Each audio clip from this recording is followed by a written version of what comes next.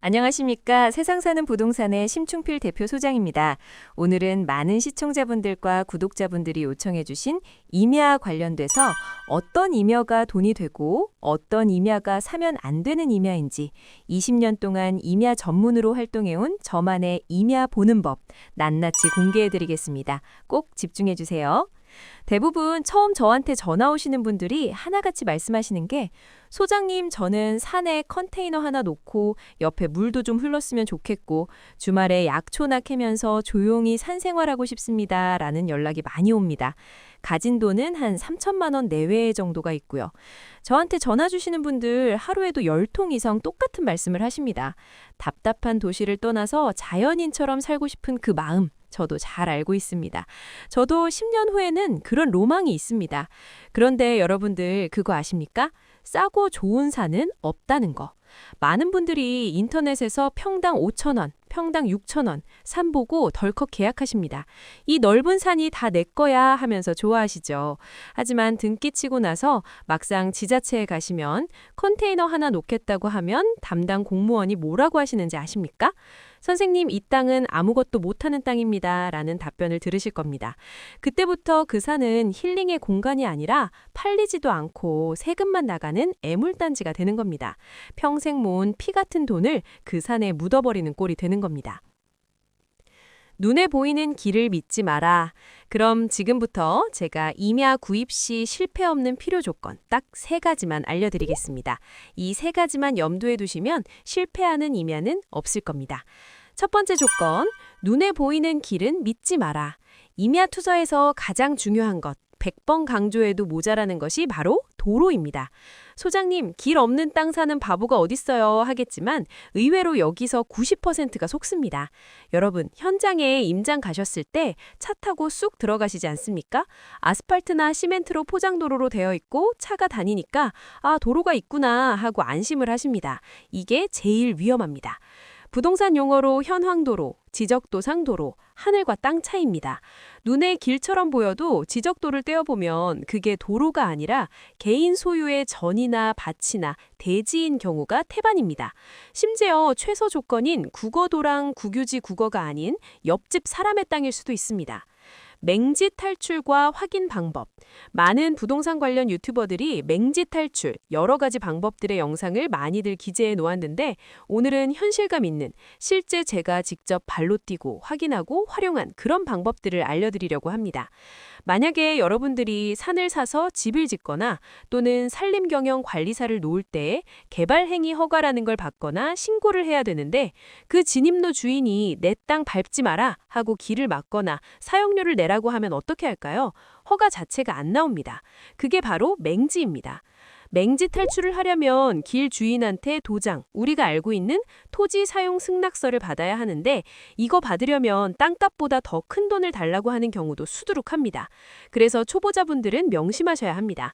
현장에 가서 눈으로만 보지 마시고 반드시 토지 이용 계획 확인원 서류를 떼보십시오. 내 땅에 접한 길이 지적도상 도로가 찍혀 있는지 아니면 최소한 국유지 국어라도 붙어 있는지 확인하셔야 됩니다. 이거 확인 안 하고 샀다가 낭패 보시는 분들 제가 한두 분 본 게 아닙니다. 실태 없는 임야 구입 필수 조건, 두 번째 조건, 경사도와 나무, 그리고 용도 지역. 두 번째는 내가 과연 이 땅을 쓸 수 있는 땅인가 확인하는 겁니다. 전문 용어로는 경사도와 인목 축적도, 그리고 용도 지역을 봐야 합니다. 말이 좀 어렵죠? 쉽게 설명해 드릴게요. 보통 산을 보러 가시면 와, 경치 좋다 하고 뷰가 뻥 뚫린 산을 좋아하십니다. 그런데 여러분, 경사도 25도 기준이 넘어가면 개발행위 허가가 거의 안 난다고 보시면 됩니다. 포크레인이 못 들어갑니다. 그냥 등산화 신고 등산만 하셔야 되는 땅입니다. 또는 임산물 채취 목적만 가질 수 있는 땅이라고 보시면 됩니다.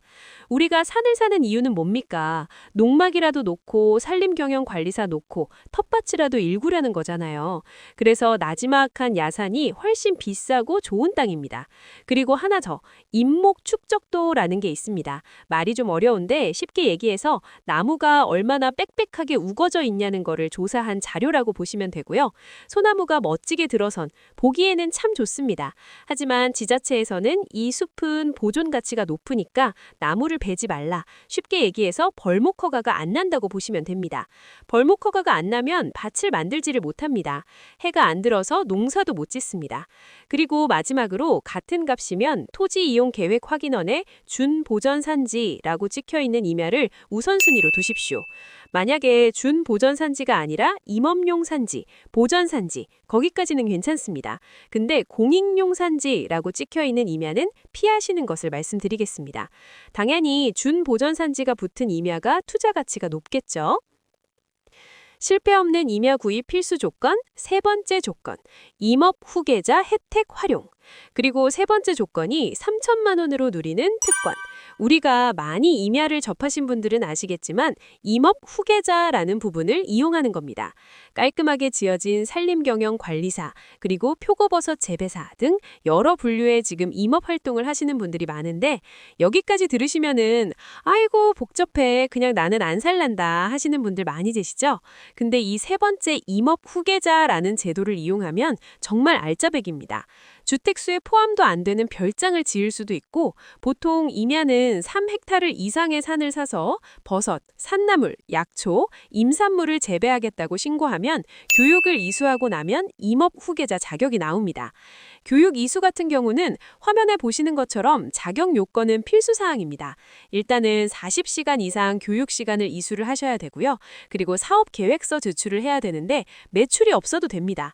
사업계획서라는 거는 내가 이제 구입할 임업 후계자에 등록할 임야에 여러 가지 이제 산나물이라든지 여러 부분에 식재하는 부분에 사업계획서를 제출하는 거고, 핵심 혜택 같은 경우는 산림경영관리사, 지금은 농막보다 평수가 더 크죠?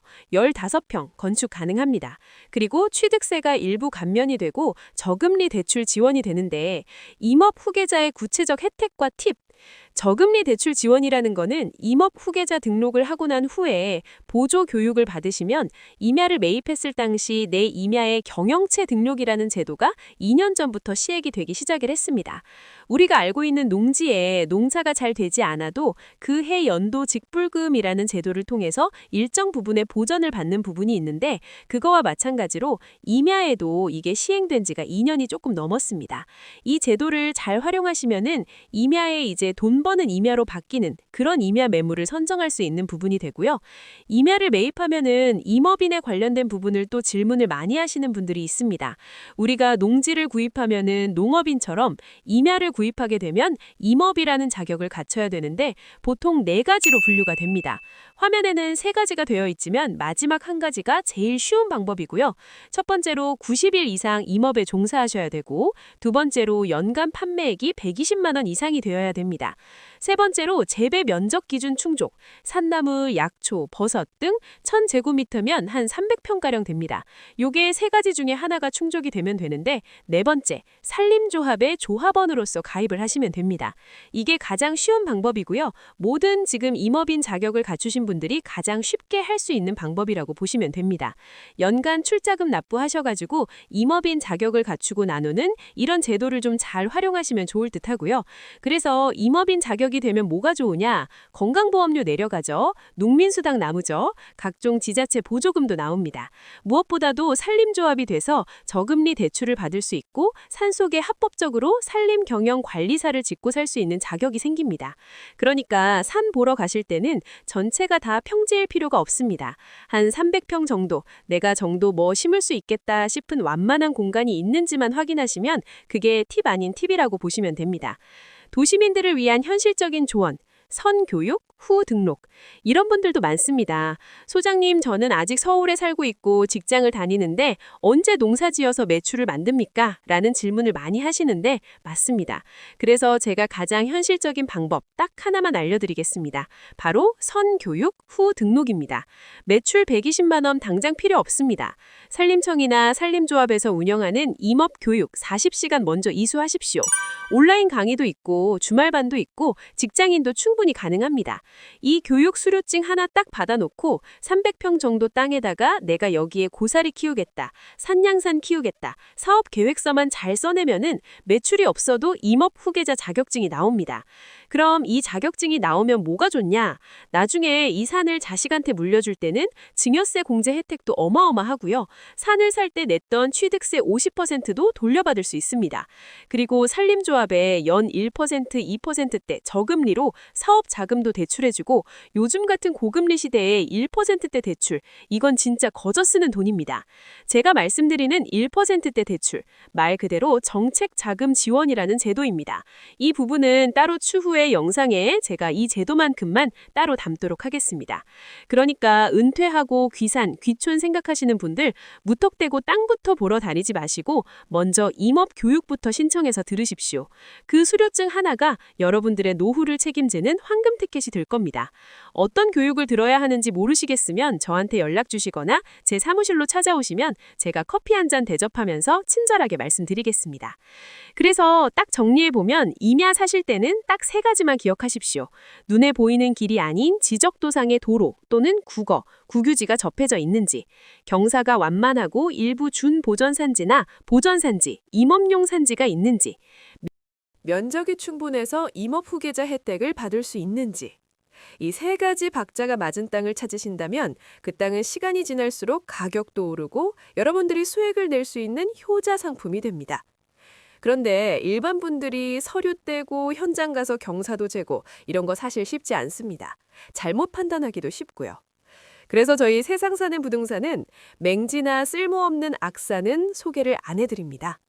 다만 맹지 땅을 소개할 때는 다른 개발 행위를 벗어난 임산물 채취, 우리가 소위 말하는 송이, 능이 그런 산들을 위주로 소개해드리고요. 제가 먼저 서류 다 떼보고 드론 띄워서 경사도 확인하고 산림청 자료 들어가서 경사도 표고 확인하고 우리 구독자님들이 가서 살아도 정말 좋겠다 싶은 곳만 엄선해서 영상으로 올립니다. 막연하게 시골살이 꿈만 꾸지 마시고 저와 함께 공부하시면서 차근차근 준비해 보시면 좋을 듯합니다. 오늘 영상이 도움되셨다면 그리고 앞으로 나올 알짜배기 임야 정보를 놓치고 싶지 않으시다면 구독과 좋아요, 알림 설정 꼭 부탁드리겠습니다. 지금까지 세상 사는 부동산의 심춘길 소장이었습니다. 감사합니다.